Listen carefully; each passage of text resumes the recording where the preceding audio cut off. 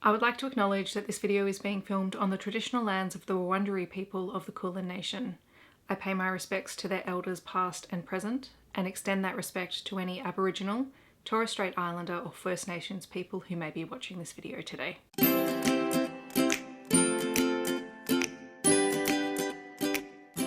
Hi everyone, my name is Steph, this is the Novelty Corner and welcome back to my channel. Today I have some more kids picture book recommendations for you, but this time we are talking queer picture books for kids and I am very excited about this. We've recently had a week at school where we have talked about inclusiveness, we've talked about diverse families, we have celebrated the diverse members of our community, and this was a huge part of that, having recommendations for staff to go to and to share with their students. And there were some really fantastic conversations that came out of that with the kids, and I wanted to share a couple of the books that were on our recommended list. I will preface this by saying that I know overseas that some of these books, and in fact I'm pretty sure all of them, might be banned in certain parts of particularly the US. And that just absolutely breaks my heart that is the case, because these stories are absolutely beautiful and celebrate the amazing uniqueness of every individual. By sharing this video, I hope that if you haven't heard of these books, that you have the opportunity to then go and explore them either yourself or with your own kids, because they are just absolutely beautiful stories inside and out. I'm going to start with 3 Australian picture books, and then I'm going to share 2 of my favourite international ones that we read during this week. And in fact, the first 2 books you might have heard me talk about earlier in the year. They're by Scott Stewart, and the first one is called My Shadow is Pink. And this was a story that Scott Stewart wrote for his son because his son was not conforming to gender stereotypes and he wanted to celebrate the uniqueness of his child. And this is just a story about a young boy who knows that he is different from his peers. His interests are different to the other boys that he knows, but he is deeply passionate about all of those things.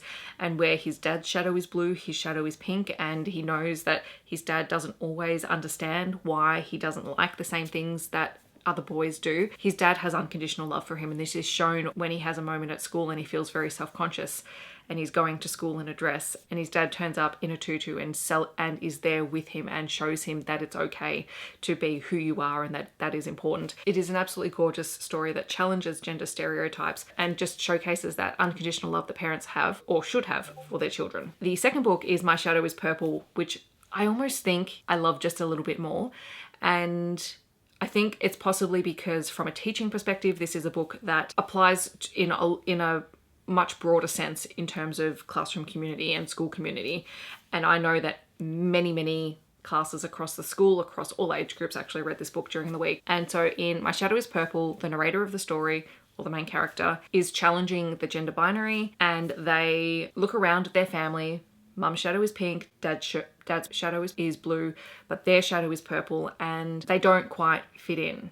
And that's fine. Like, they've got friends, they enjoy everything about it, and then they go to the school dance and suddenly everyone's being separated into those with blue shadows and those with pink shadows. And so they feel so self-conscious and they go to leave. And then one of their friends pipes up and goes, well, no, my shadow's brown. And then someone goes, no, my shadow's yellow. And suddenly it becomes this huge celebration of uniqueness and diversity and acknowledging that we don't have to fit into a neat little box to be accepted. I will say I was not a fan of the teacher in this book that did the separating in the first place, because that's something I try to avoid. I mean, I'm not always perfect at it, but it's definitely something that I'm constantly working towards, to not feeling like kids have to be pigeonholed into one place. But the other thing that I really loved about this story is that even when the main character is talking about their parents, mum is not always doing the stereotypically girly things. She might have a pink shadow, but you know, she is the tough person in the family, and dad is the sensitive soul despite having a blue shadow. So it does challenge all of that as well,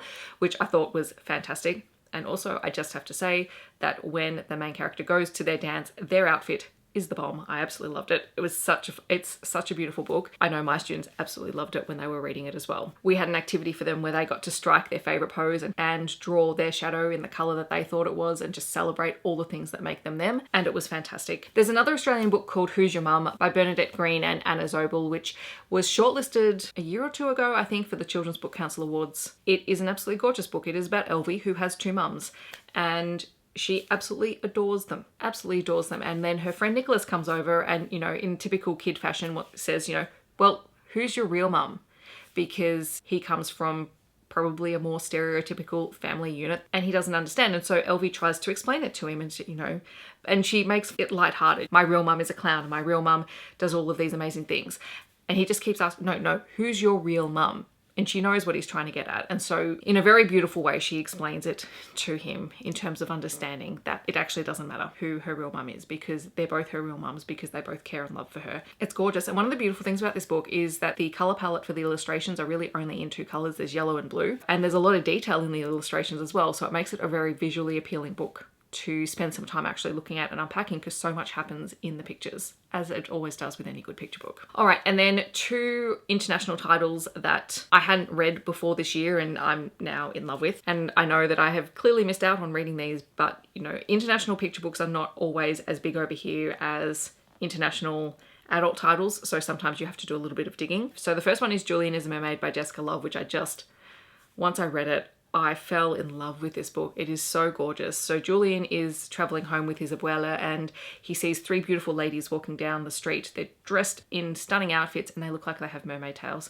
And so when Julian gets home, he wants to dress just like them and he wants to be a mermaid. And so he starts appropriating things from the house and, you know, taking down drapes and using flowers and borrowing from all over the place. And he keeps thinking that his abuela is going to, you know, he gets very self-conscious that she's going to be upset with him for how he's dressed and what he's done. But instead, the ending shows that she is very well aware of who Julian is. She loves him unconditionally. The whole thing is just a joyful, heartwarming celebration of embracing who you are, being yourself, and not being afraid to show that side of yourself to the world. And yes, you are wonderful just the way that you are.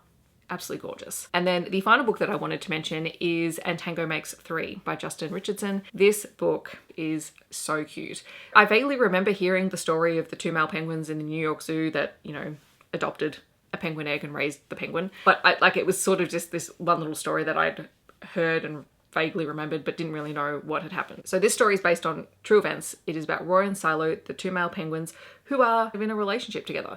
And they're in the zoo and they're always watching the other penguin couples sitting together on their eggs, but they don't have one. And so they find this rock that almost looks like an egg and they put it in their nest and they both sit on the rock. And it's gorgeous. And the keepers notice this. They have a penguin egg that doesn't have parents, and so basically it's like a fostering situation. They swap out the rock for the egg, and then Roy and Silo raise this egg, and it's absolutely gorgeous. And then Tango is the baby penguin that comes out of the egg, and it's so heartwarming and beautiful and a really gentle way to talk about different relationships and that it's okay. Also different family dynamics. Like Tango is basically a adopted penguin, and it's just, I love it so much.